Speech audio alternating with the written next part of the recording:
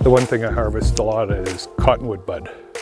So you pick a cottonwood and it's too late now because they're all leafed out, but you check them in the spring, and when they have the bud, the leaf is coming out of is there, and you just keep squishing it.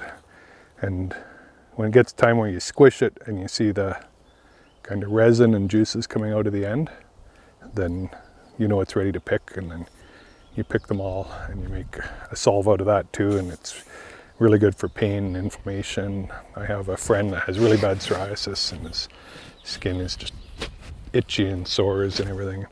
I gave it to him, and he was my high school science teacher, so he did a test on himself. The right side he used the balm on, and the left side he didn't do anything with. And he said within a couple weeks you could still see where the psoriasis was, but there was no open wounds and no dry skin or anything. He said it wasn't itchy at all, so he said he uses it all the time now. But you pick the buds, and they take forever because they stick to your fingers and get sap everywhere. So you probably use gloves. And you pick them, and again you fill a jar about a third full of the buds, and then fill it with oil, a nice carrier oil like olive oil or almond oil, or what's the other one, sesame oil, and stick it in the window for a month and just shaking it every day.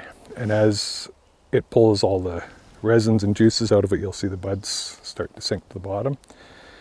And when the majority of them are sunk to the bottom, it's done, and then just filter it out again and add beeswax if you want to solve, and until you get to the right consistency, and then you rub it on anywhere there's joint pain or skin inflammation or anything like that.